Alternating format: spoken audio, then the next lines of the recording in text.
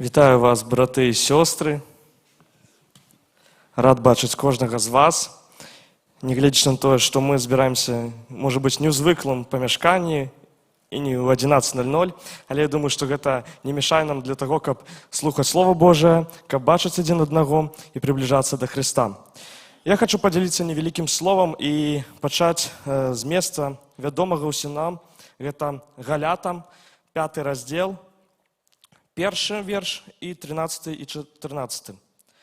«Дик стойте у свободі, якою визволив нас Христос, і не потрапляйте і знов під ярмо неволі. Бо ви до свободи покликані, брати, тільки каб свобода не сталася нагодой для пожадання тіла. Але праз любов служите один одному, бо увесь закон у одним слові сповняється. Люби ближнего твоего, як самого себе». И сегодня я хочу, чтобы мы поразважали про самый, может быть, незразумелый дар христианства об свободе. Не про ту свободу, яку каже реклама, не про ту свободу, за яку змагаються некие революції, а про ту, яку здобув для нас Христос, коштом своєї крові, об справжній свободі, свободі для, а не ад. І може ви зараз не розумієте, про що я кажу, але сподіваємося, що ви зловите мою думку. Що світ називає свободою? Я задав своїм сябрам питання, коли б ви завтра прочнулися абсолютно свободним чоловіком, від усіх страхів, ніяких долгов, ніяких шкодних звичок, що б ви зробили у першу чергу? І я почув різні відкази. Наприклад, я б подумав, що я у раю, я б протягнула жити як до цього. А може бути, я просто купила білет на тягник і поїхала б у самі пригожі гори і куди-небудь з'їхала. А може бути, я поїхав би подорожничати по світі і шукати те, чим я займався усе своє життя. Хтось сказав, що він без згризоти сумління лег би спати далі, а хтось сказав, що так само поїхав би подорожничати. Ось ці всі відкази, їх було шмат, з'їхати, виспатися, зачинити, перестати щось робити. Гэта мары аб свабодзе ад. Свет навучыў нас менавіта такому разуменню свабоды, што свабода гэта калі няма нейкіх абмежаванняў, што калі можна рабіць тое, што ты хочаш, калі ніхто не паказвае, не кантралюе, не патрабуе. І рэклама нам шэпча, што я магу гэта, купі гэта. Інстаграм вучыць, што трэба жыць у кайф. Матывацыйныя нейкія блогі крычаць нам, што ты дастоін, будь лепшай версіяй сябе і гэтак далей. І свабода разумеецца як адсутнасць нейкіх знешніх перашкод на шляху да нашых жаданняў. Але давайте паглядзім праўдзе вочы і падумаем, а да чаго прывяла гэтая свабода чалавецтва. Невялікі факт з нейрабіялогіі, может быть, хтосьці пра гэта ведае. Калі мы ўвесь час гонимся за нейкімі задавальненнямі, гэта ежа, шопінг, лайки, нейкія серыялы, новы контент, новыя пакупкі, наш мозг, он перабудоўваецца. І дофамінавыя рэцэптары прытупляюцца, і тое, што радавала учора, сёння ўжо нам не прыносіць ніякага задавальнення. Нам патрэбна гэта новая доза, новы серыял, новая пакупка, новы контент і новы больш востры стымул. Мы бежим, задыхаемся, тратим гэтыя ресурсы, а пейзаж за окном не меняется. Пустота внутри, яна не запаўняецца. У псіхалогіі ёсць такі тэрмін, як парадокс выбару. Яго даследаванні паказваюць, што чым больш у чалавека варыянтаў выбару, то есть чым больш яго свабоды па меркам гэтага свету, тым вышэй узровень яго трывогі, і тым ніжэй задаволенасць зробленым выбарам. Мы мучимся, перабіраючы розныя віды джэмаў у супермаркеце. Мы не можем выбраць серыял, які нам паглядзець вечарам, раздражняемся, выключаем камп'ютар. Мы боимся зрабіць неідэальны выбар і упусціць лепшы варыянт. Але свабода выбара без мудрасці і мэты ператвараецца ў катаванне. Напрыклад, інфармацыйная свабода. У нас ёсць свабода доступу да любой інфармацыі, і гэта вельмі класна. Але які вынік? Многія не могуць засяродзіцца на кнізе 15 хвілін без таго, каб не паглядзець у тэлефон. Мы вольны выбіраць любы контент і становімся закладнікамі гэтых алгарытмаў, якія нам падсоўваюць. Мы не можам ужо звяртаць на тое, што нам трэба штосьці пачытаць. Мы не ўтрымліваем нашу увагу, таму што у нас гэта штосьці выклікае гнеў, зайздрасць, юрлівасць і гэтак далей. Таму свабода ад нейкіх абмежаванняў ператварылася ў залежнасць ад гаджетаў. Апостол Павел называе гэты стан дакладным тэрмінам у Галятам 5 раздзел 13 верш, што гэта стала нагодай для пажаданняў цела.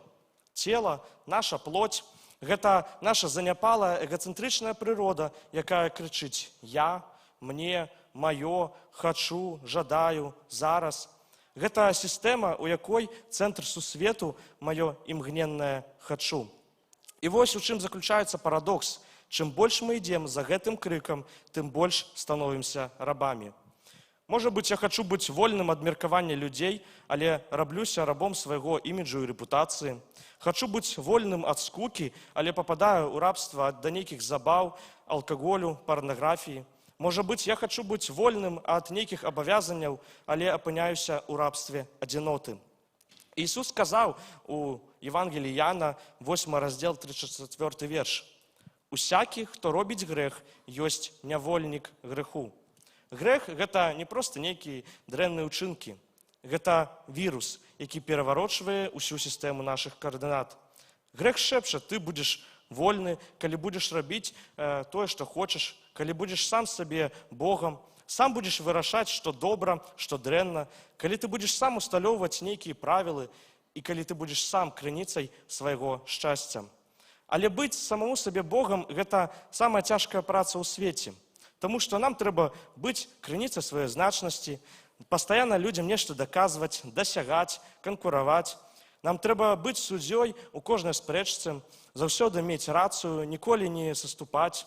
Нам трэба быць суцяшальнікам сваіх нейкіх расчараванняў, глушыць сваю боль нейкімі задавальненнямі. І гэта не свабода, гэта змена гаспадароў. Ад нейкіх вонкавых правіл і законаў мы прыходзім да ўнутраных, яшчэ больш жорсткіх тыранаў, такія як свае амбіцыі, комплексы, страхі, свой запал і гэтак далей.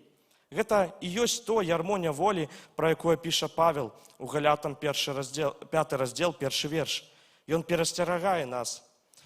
І самае адбываецца цудоўнае, што можа быць, на сцэне з'яўляецца Ісус Христос. Гэта самы вольны чалавек, які калі-небудзь жыў на зямлі. Ён быў вольны ад грамадскай думкі, ён еў з мытнікамі, грэшнікамі, ён меў зносіны з самаранкай, ён дакранаўся да пракажоных, яму было ўсё роўна на рэйтынг і нейкую папулярнасць. Ён быў вольны ад страху, ён спаў у шторм у лодцы, ён рабіў усё. Ён ушоў у Іерусалім, калі ведаў, што яго чакаюць пакуты і смерць. Ён быў вольны ад прагнасці і прыхільнасці да рэчаў. Ён валодаў светам, але ён не валодаў нічым. Ён быў вольны ад неабходнасці даказваць сваю значнасць. Ён ведаў, хто ён, адкуль ён прыйшоў і якая яго мэта, і куды яму трэба ісці. Яму не былі патрэбны нейкія лайкі, прызнанне эліт ці нейкія апладысменты. І гэтага самага вольнага чалавека распялі. Чаму? Таму што яго свабода была небяспечная для ўсіх сістэм рабства, якое пабудавала чалавецтва. Ён быў занадта вольны, каб яго можна было кантраляваць, і таму свет, які не церпіць сапраўднай свабоды, вырашыў: укрыжуй яго. І вось на крыжы адбываецца наступнае. Вольны, свабодны чалавек добраахвотна ідзе на смерць, каб рабы атрымалі свабоду. У рымскім праве існаваў такі тэрмін рэдэмпцыя. Гэта азначала, называлі так выкуп раба.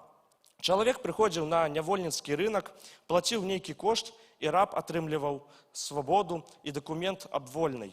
Ён рабіўся свабодным не таму, што ён уцёк, збяжаў кудысьці, а таму, што за яго заплацілі.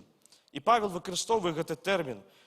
1 Карынцянам, 6 раздзел 20 верш, што мы куплены дарагою цаною. Христос прыйшоў на гэты нявольніцкі рынак граху, дзе мы прадалі сябе ў рабства граха, і ён заплаціў за нас не золатам, не срэбрам, а сваёй уласнай крывёй. І мы больш не рабы. Мы не збеглыя нейкія злачынцы, якія хаваюцца ад правасуддзя. Мы легальна, навечна, законна вызваленыя грамадзяне валадарства Божага.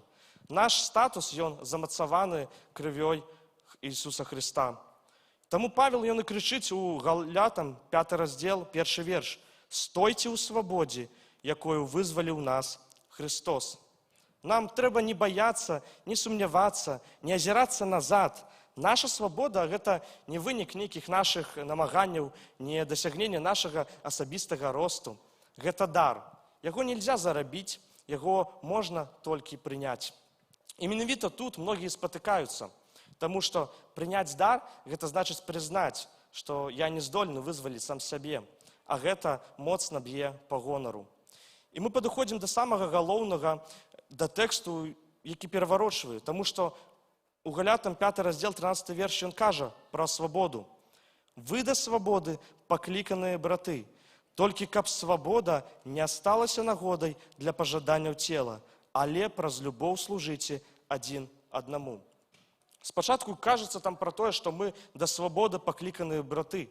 Свабода – гэта не выпадковасць, не нейкая опцыя, не нейкі бонус. Гэта наше пакліканне, гэта мэта, дзеля якой Христос нас вызваліў. Далей там кажацца пра тое, што каб свабода не сталася нагодай для пажаданняў цела. Мы не павінны выкарыстоўваць гэты статус як нейкую індульгенцыю для нашага старога эгаізма. Не трэба нам казаць, што я свабодны, значыць, я магу рабіць, што хачу. Але ідзе далей цудоўны верш, што праз любоў служыце адзін аднаму. Гэта і ёсць голас нашай новай свабоды. Павел, ён ставіць, можна сказаць, знак роўнасці паміж свабодай і служэннем, паміж вызваленнем і любоўю. Для свету гэта нешта дзікае, таму што як можна быць свабодным і адначасова служыць, як можна быць вызваленым і добраахвотна браць на сябе адказнасць за другога. Але для нас, для хрысціянства, гэта і ёсць сутнасць. Сапраўдная свабода – гэта не свабода ад, гэта свабода для. Свабода ад эгоізму дае мне сілу для любві. Свабода ад неабходнасці даказваць сваю значнасць дае мне магчымасць для служэння без аглядкі на падзяку. Свабода ад улады грэху дае мне права для праведнага жыцця. Свабода за страху смерці дае мне смеласць для ахвярнага жыцця. Уявіце сабе дзіця, якога бацькі прывялі ў музычную школу, яму 6 гадоў, ён бачыць піяніна і думае, ну вось, зараз я буду граць, у меня все атрымаецца, будуць класныя мелодыі.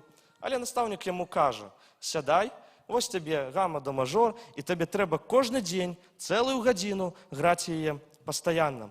Але праходзяць гады, дзіця вырасла, ён асвоіў гэты гаммы. І раней я думаў, што гэта штосьці дзікае. Мае сябры граюць у футбол, а я тут павінен кожную гадзіну сядзець і гэта граць. Я не хачу гэтага рабіць. Пальцы баляць, трэба вучыць ноты, пастаянна гэта граць, гэта ж няволя. Але праз гэтыя годы, калі ён зразумеў гэта, ён асвоіў гэтыя гамы, ён вывучыў шмат чаго, набіў гэтыя мазолі, ён шмат трэніраваўся, ён садзіцца за гэтае піяніна і грае нейкую цудоўную мелодыю. Яго пальцы лётаюць па клавішах, ён заплюшчвае музыку, заплюшчвае вочы, і музыка льецца, як з яго душы. Ён свабодны. Але ўзнікае пытанне. Вось на той момант, калі яму сказалі, што яму трэба граць гэтую гамму, гэта было рабства ці свабода? Адказ вельмі просты, гэта была свабода ад. Спачатку свабода ад непісьменнасці, ад нейкай нязграбнасці, ад няздольнасці выказаць сябе, але калі ён навучыўся граць, гэта ўжо было віртуознае выкананне. Гэта свабода для. Свабода для творчасці, свабода для выражэння прыгажосці, свабода для дотыку сэрца слухачоў. І гэтую гаму можна параўнаць з законам Божым. Ён нас абмяжоўвае, дысцыплінуе, трэніруе. І ён кажа, што ты не будзеш красці, не будзеш чужаложыць, ты не будзеш хлусіць і гэтак далей. І гэта свабода ад нейкага хаосу і самаразбурэння. А вось гэта майстэрства, якое атрымаў гэты хлопец, гэта Божая мілата, яго ласка. Гэта калі закон ужо не дзесьці там далёка, а ён ужо ўсярэдзіне. Калі ты крадзеш не таму, што гэта грэх, а таму, што навучыўся шчодрасці. Калі ты не хлусіш не таму, што гэта таксама нейкі грэх і так не трэба рабіць, а таму, што ты палюбіў ісціну. Калі ты захоўваеш вернасць не таму, што трэба, а таму, што ты любіш. І Павел, ён кажа, што увесь закон у адным слове заключаецца «Любі бліжняга свайго, як самого сябе». Гэта не адмена закону, гэта яго выкананне. Гэта свабода для любві. Дзякуючы крыжу, у воскресенню Хрыста мы свабодныя. Мы свабодны рызыкаваць і кахаць тых, хто можа нас адпрэчыць. Мы свабодны дараваць тым, хто нас глубоко параніў. Мы свабодны аддаваць дзесяціну, не баючыся, што не хопіць на жыццё. Мы свабодны казаць праўду, нават калі яна непапулярная. Мы свабоды жыць чыста, нават калі вакол усе жывуць па-іншаму. Вядомы чалавек Віктор Франкл, аўстрыйскі псіхіятр, габрэй, ён прайшоў праз нацысцкія канцлагера. Ён страціў там бацьку, маці, брата, цяжарную жонку. Яго катавалі, марылі голадам, прымушалі працаваць на знос. І ў яго адабралі ўсё, нават свабоду, годнасць, сям'ю, будучыню. У яго нічого не было. І здаецца, што ён абсалютны раб. У яго няма нічога. Няма свабоды ад болю, ад голаду, ад прыніжэнняў, ад страху смерці. Але гэты чалавек зрабіў адкрыццё. Ён пісаў, што ў чалавека можна адабраць усё, акрамя аднаго. Апошняй з чалавечых свабод. Свабоды выбіраць сваё стаўленне да любых абставін, выбіраць свой шлях. У пекле гэтага канцлагера, пазбаўлены ўсёй знешняй свабоды, ён зразумеў, што ёсць унутраная свабода, якую не могуць адабраць гэтыя ніякія наглядчыкі, якія за ім сочаць. У яго ёсць свабода выбіраць, узлавацца ці захаваць чалавечнасць. У яго ёсць свабода бачыць у гэтым чалавеке звера ці таксама чалавека. У яго ёсць свабода знаходзіць сэнс нават у гэтым бессэнсоўнай пакуце, якую ён атрымліваў. Ён зрабіў такі вынік, што той, хто ведае, навошта жыць, можна вынесці амаль любое як. Ён не быў хрысціянінам у нашым традыцыйным разуменні, але ён напісаў тое, што ведаў Павел за 2000 год да таго. Сапраўдная свабода – гэта не адсутнасць знешніх абмежаванняў. Гэта прысутнасць унутранага сэнсу і любві. Прывяду самы такі нам вядомы прыклад. Напрыклад, возьмем маці і яе маленькага дзіця. Яна свабодна легчы спаць у 10 вечара. Яна мае на гэтае поўнае права. Яна стамілася. У яе быў цяжкі дзень. Ёй трэба аднавіць сілы. І ў 2 гадзіны ночы дзіця прачынаецца і пачынае плакаць. У яго рэжуцца зубы. Яму страшна. Ці ён проста хоча, каб мама была побач. І, канешне, у маці ёсць гэты выбар. Яна можа застацца ляжаць, накрыцца коўдрай і сказаць, што я свабодная. І яна мае права на гэты адпачынак, і нічога тут пра яе не скажаш. Але гэта свабода ад. Фармальна, канешне, яна мае рацыю, юрыдычна яна свабодны чалавек, і ніхто не прымусіць яе гэта зрабіць. Але яна ўстае, стомленая, невыспаная, разбітая, яна ўстае, бярэ гэтае дзіця на рукі, укалыхвае, спявае яму, супакойвае. Чаму яна гэта робіць? Бо у яе ёсць свабода. Свабода для любві. Яе стомленасць – гэта не знак рабства. Гэта знак яе вышэйшай свабоды. Свабоды ахвяраваць сабой дзеля свайго любімага дзіця. І вось узнікае пытанне, а хто больш вольны? Тая маці, якая застаецца ляжаць, таму што мае права, ці тая маці, якая ўстае для дзіцяці, якое плача. І Павел адказвае ў гэтым сваім пасланні адназначна, што сапраўдная свабода – гэта свабода ўстаць. І узнікае пытанне, а як жыць у гэтай сапраўднай свабодзе? І першае, што нам трэба зрабіць – перастаць бегчы. Калі вы пазналі ў сябе выяве чалавека, які весь час бяжыць ад абавязанняў, ад адказнасці, ад адносін, ад болі, ад цішыні, ад самого сябе, тады нам трэба спыніцца. Уцёкі – гэта не стратэгія жыцця. Мы можам з'ехаць у кругасветку, але нашы страхі і пустата пераедуць з намі. Мы можам змяніць працу, горад, краіну, сям'ю, знешнасць, але мы ўсюды будзем сустракацца самім сабой. А калі ты не ведаеш, хто ты, як ты жывеш, для чаго ты жывеш, цяжка жыць з такім станам. І у псальмах 45 раздзел, 11 верш, Бог кажа: «Спыніцеся, пазнайце, што я Бог». Нам трэба спыніцца ў сваім бегу, перастаць шукаць свабоду ў новых месцах, у новых рэчах, новых людзях, новых нейкіх дасягненнях. Свабода – гэта не нейкі пункт прызначэння, куды можна прыехаць. Свабода – гэта чалавек, які ўжо прыйшоў да вас. Евангелие Яна, 8 раздзел, 36 верш. «Дык вось, калі сын вызваліць вас, праўдзіва станецеся вольнымі». Свабода – гэта не месца на карце, гэта той, хто жыве ў вашым сэрцы. Другое, гэта нам трэба перастаць даказваць. Мы часта жывем у рэжыме нейкіх доказаў. Мы даказваем, што мы добрыя хрысціяне, мы даказваем, што мы вартыя любві, што нас павінны любіць. Мы даказваем, што мы не дарма жывем на свеце, даказваем, што мы лепшыя, што пра нас павінны штосьці думаць добрае. Мы даказваем, што мы не горшыя за іншых. Але Христос, Ён вызваляе ад гэтай неабходнасці даказваць. Мы ўжо апраўданы. Не таму, што мы добра сябе паводзілі, а таму, што Христос заплаціў за нас. Мы ўжо прыняты, мы ўжо любімы, мы ўжо апраўданы. Трэцяе, нам трэба пачаць з нейкага малога служэння. Вялікая свабода, яна пачынаецца з маленькіх крокаў. Трэба задаць сябе пытанне кожны дзень, кожную раніцу, а для якой любві я свабодзен сёння? Не ад чаго мне трэба пазбавіцца, не чаго мне трэба дасягнуць, а для каго я магу сёння паслужыць. І зрабіць гэта, не чакаць нейкіх грандыёзных місій у Афрыку ці яшчэ кудысьці, нейкіх вялікіх подзвігаў, а пачаць з малога. Задаць себе пытанне, ці свабодзен я ад страху, каб загаварыць з калегам аб веры, ці свабодзен я ад асуджэння, каб выслухаць чалавека, які, можа, мяне раздражняе, ці свабодзен я ад спешкі, каб правесці вечар з сям'ёй без тэлефона. Таму што сапраўдная свабода, яна заўсёды канкрэтная. Яна не дзесьці лунае ў аблоках багаслоўскіх нейкіх канцэпцый.